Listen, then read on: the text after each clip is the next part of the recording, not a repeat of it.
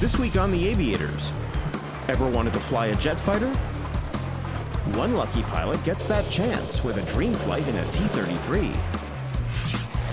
Sarah looks at aviation on a smaller scale, but these little guys still pack a punch. And Raylene sees T6 flying at a whole new level with the Aeroshell aerobatic team.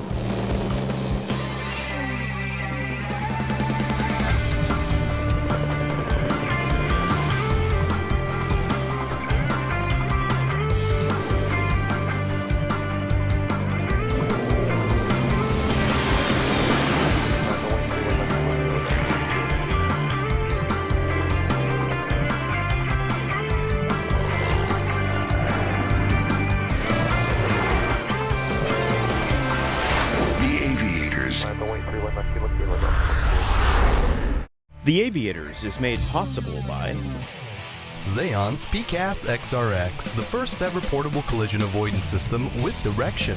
The XRX shows traffic information on its screen or on a wide variety of compatible GPS displays.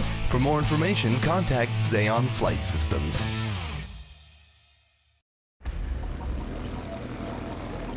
This is a T6 Texan. With over 17,000 produced, it was perhaps the most influential trainer aircraft of the Second World War. Pilots would go directly from this aircraft to frontline piston fighters like the P-51. But the age of the propeller-driven fighter and trainer would soon come to an end. The age of the jet-powered fighters would soon require a likewise jet-powered trainer, and that's where the T-33 came in. The T-33 first flew in 1948 and was the Navy and Air Force's primary jet trainer throughout the next decade.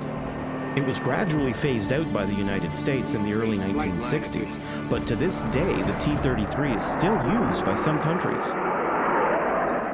This is a CT-133, a Canadian licensed and built version of the T-33.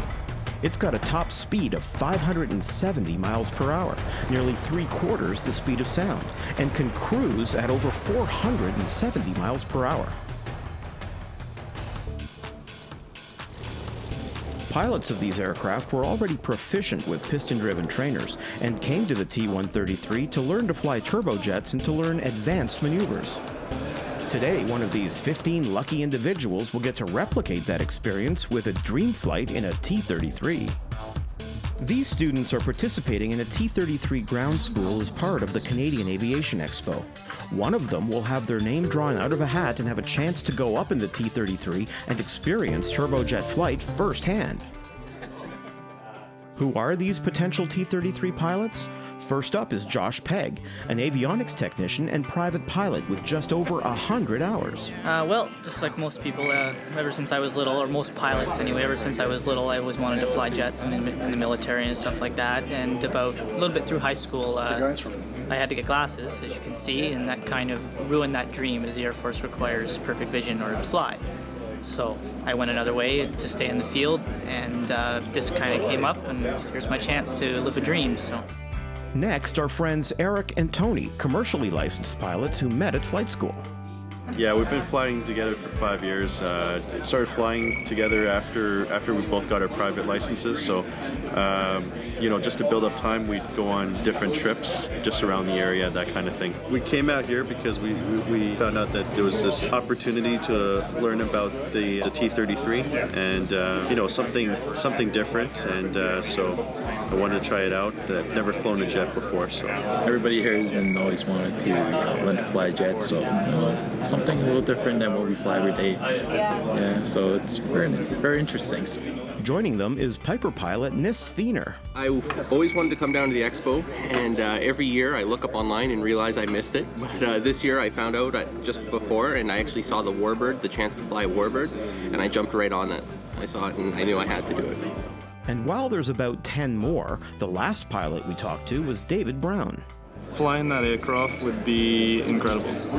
I think just to, again, be a part of history and see what it was like to fly these things. And again, I've never gone that fast before, so I think that would be really, really cool.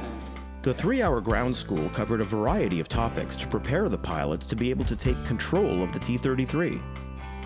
The lucky winner will be going up with retired Canadian Forces Captain Larry Ricker. As a reserve pilot, Larry has more than 700 hours in the T-Bird, so whoever the lucky winner is will be in good hands. It's a very maneuverable aircraft. We use this for a combat support aircraft in our squadron for years. We worked with close air support guys in Gagetown where we were doing 400 knots at low altitude, and it's very, very maneuverable. And it's a workhorse. It's been in the Canadian Forces for many, many years. I would say thousands of pilots in Canada have trained and flown with this aircraft.